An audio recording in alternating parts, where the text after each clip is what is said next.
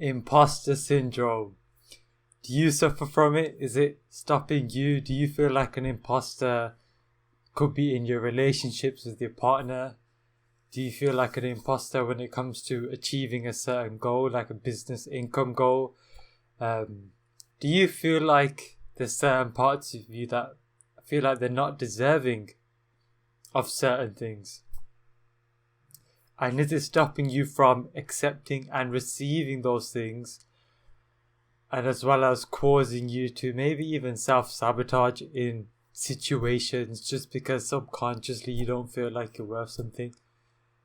Well, in this episode, we're going to be discussing some of that imposter syndrome, diving a bit into what it's about, why it's there, and some steps you could take right now to help combat and actually allow yourself to receive the goals, the reality that you deserve.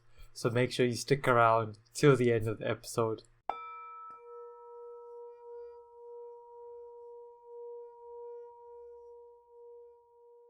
So when it comes to imposter syndrome, I have two stories that come to mind that kind of give an example of how it manifests in your world, in your day-to-day life. And one is a personal thing that was happening in my personal life, as well as one a business place where imposter syndrome was kicking in. And imposter syndrome, like the name suggests, it kind of is suggesting that you feel like you're not worth something.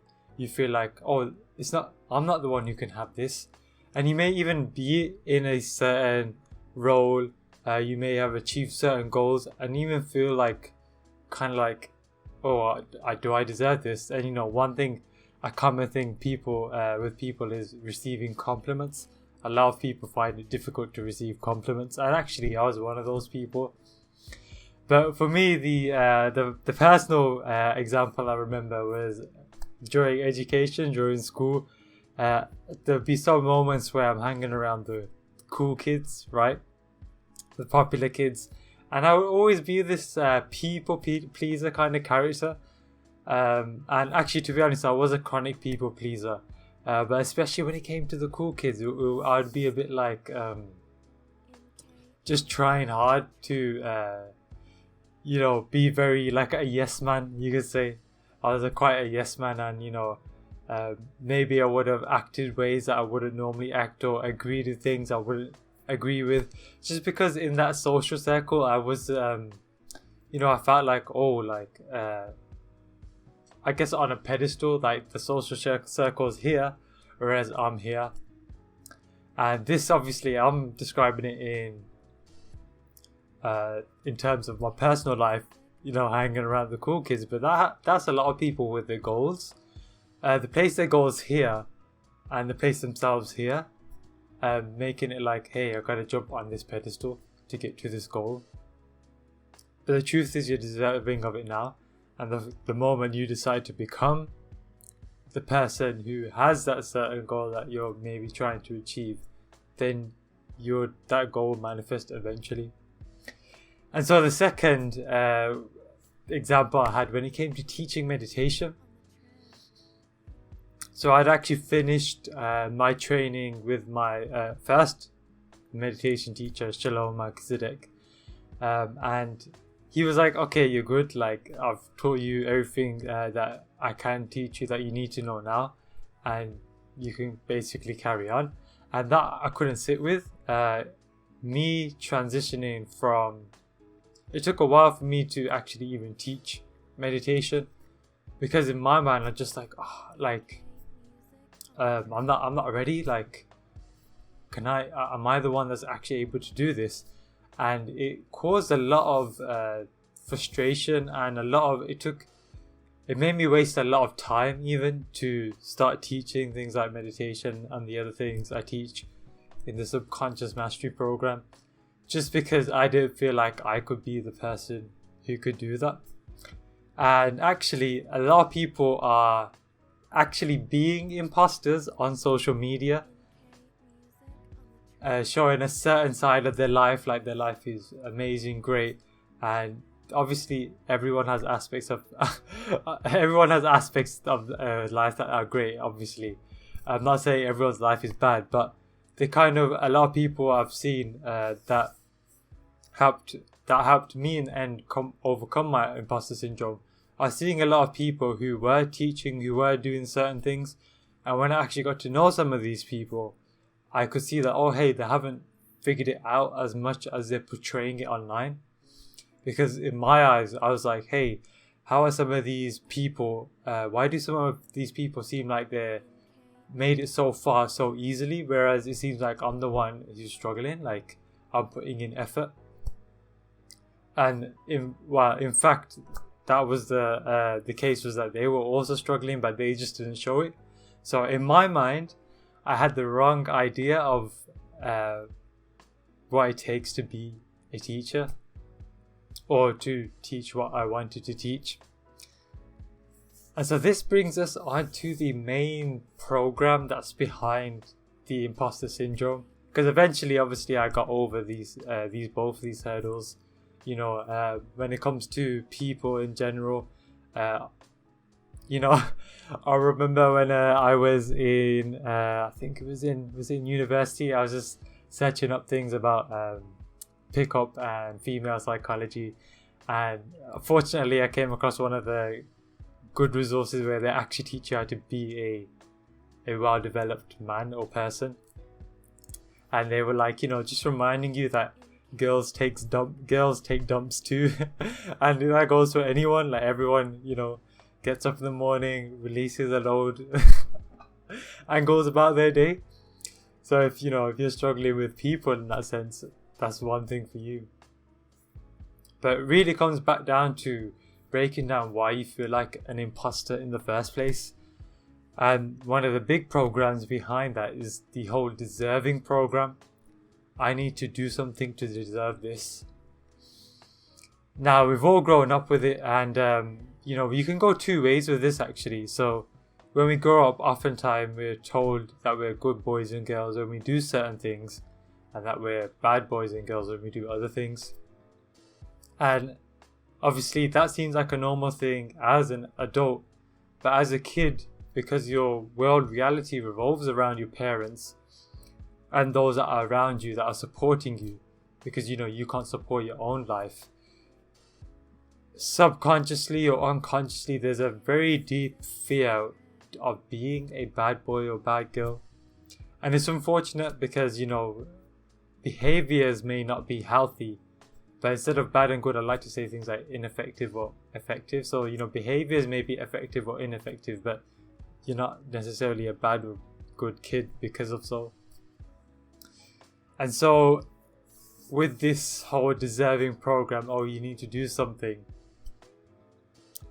that kind of stays and sticks with you until you're older. You feel like you have to do something to deserve, and that is one of the most detrimental programs I feel like we receive. And again, you can go both ways, because some, I guess the imposters are probably more leaning to the side of the good kids, whereas people may not have the imposter syndrome, may be more the rebellious kids.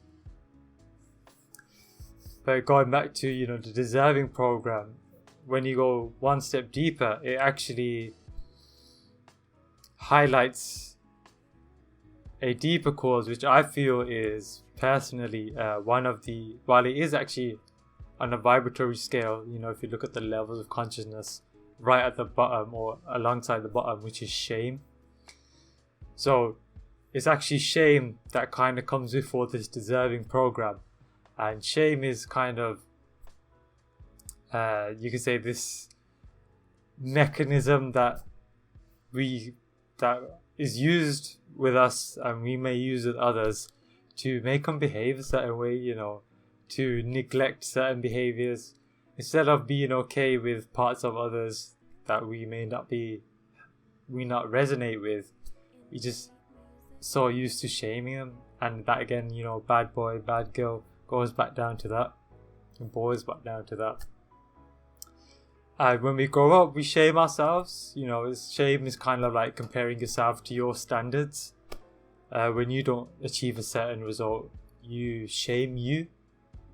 When you kind of have a failure, you kind of attack your identity for the failure. This happens a lot, especially in the entrepreneurship world. people become their businesses. And so if their businesses fail, or the businesses is not running as smoothly, they're not. Where in fact it's usually the reverse. Your personal life reflects into your business actually. But as you can see that the shame is actually behind a lot of feeling like an imposter, because essentially you end up fearing the shame. We don't want to be shamed, because shame, you can dig deeper. There'll be some layers as you dig deeper into the emotion itself. But, you could go as far as, shame, feeling like, you're going to be abandoned, you're going to be left alone. And this is as a kid perspective, by the way, that you're going to be left alone to quote unquote die, or your parents are your life, so it's like, I don't want to be shamed, and that sticks with you. And so we end up growing up with these inner parents, like, we may be grown adults, but still our parents are living in our head, pointing at us like, hey, be a good girl, don't be a bad, don't do this because this person's gonna think this of you.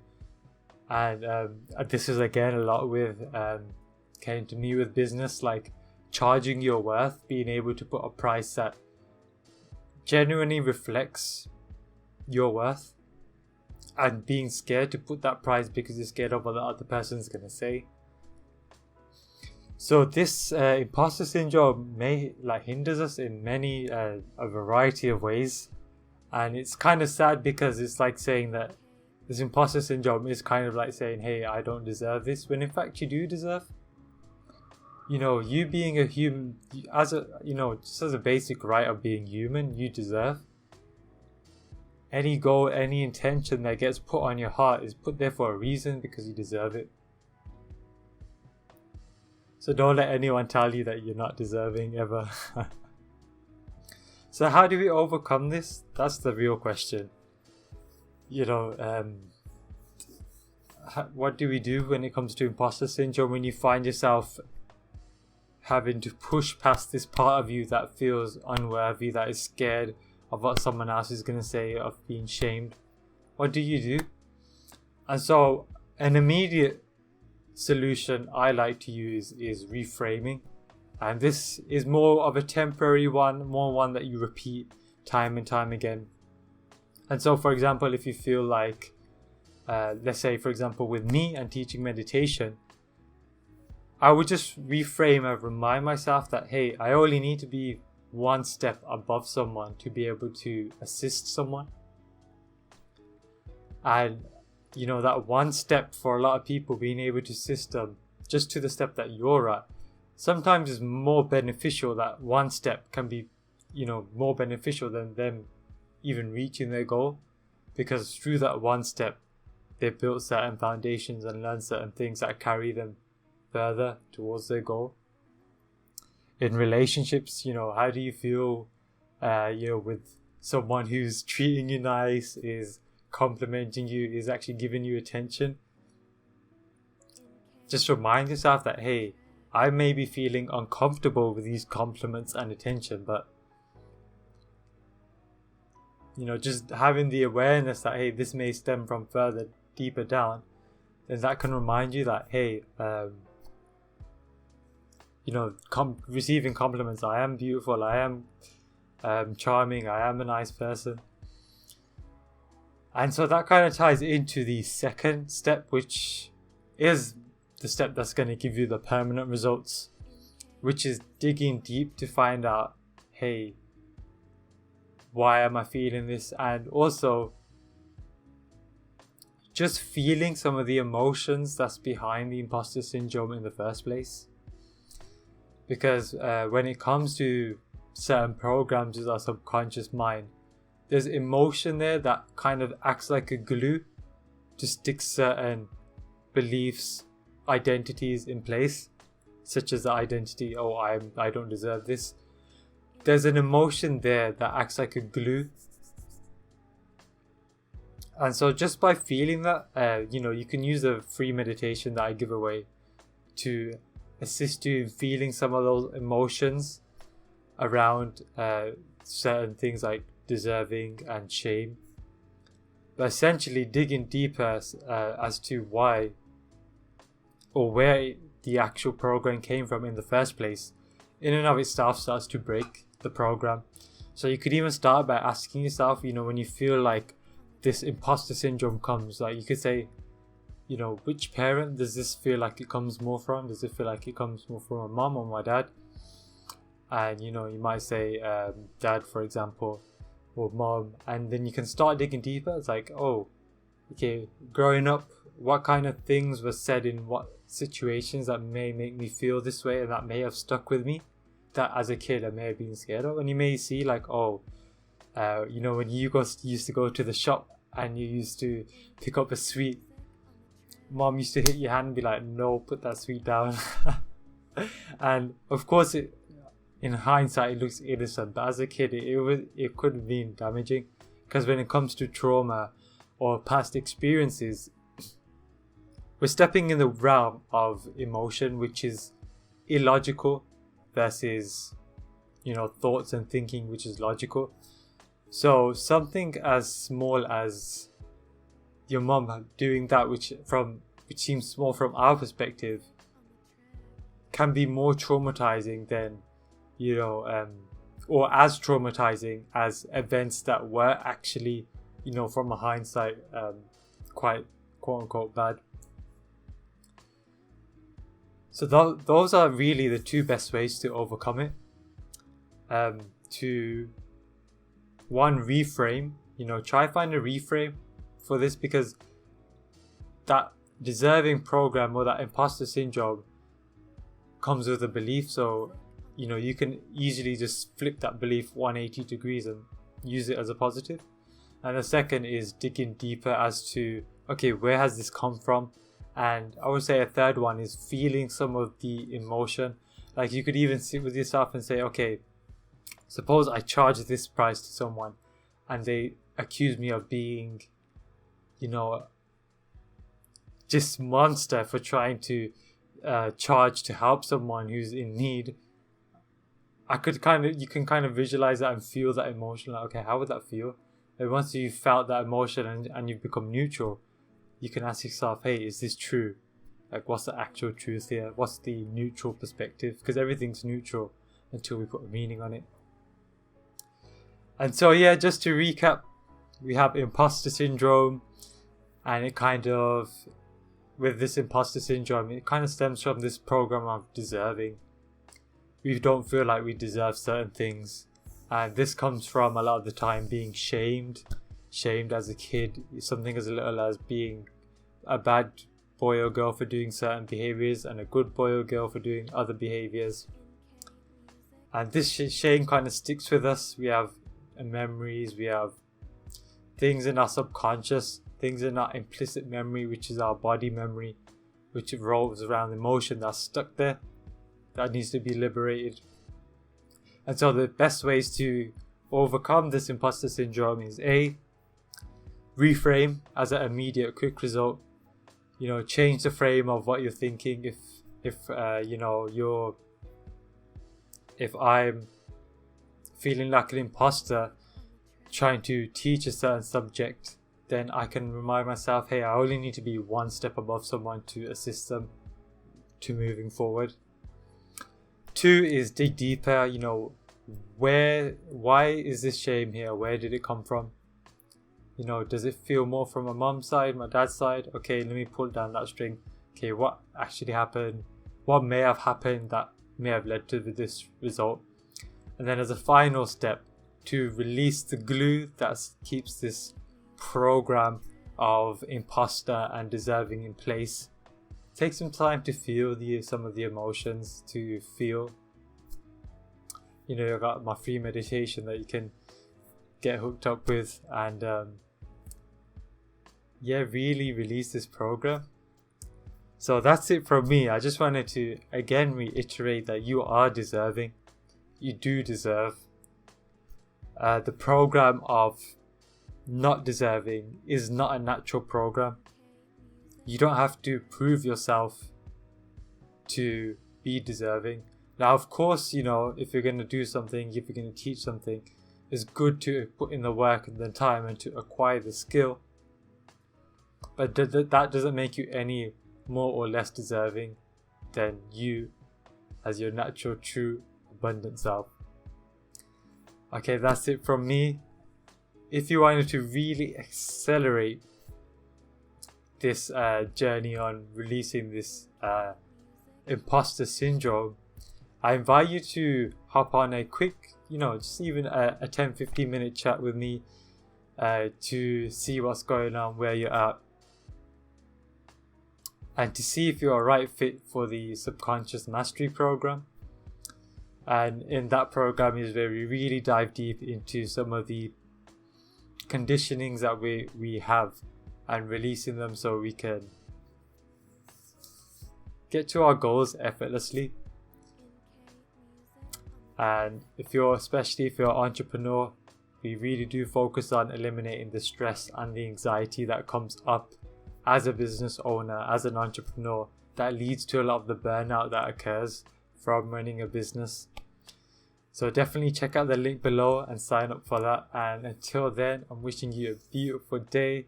It's your host and meditation coach, Manvir, signing out.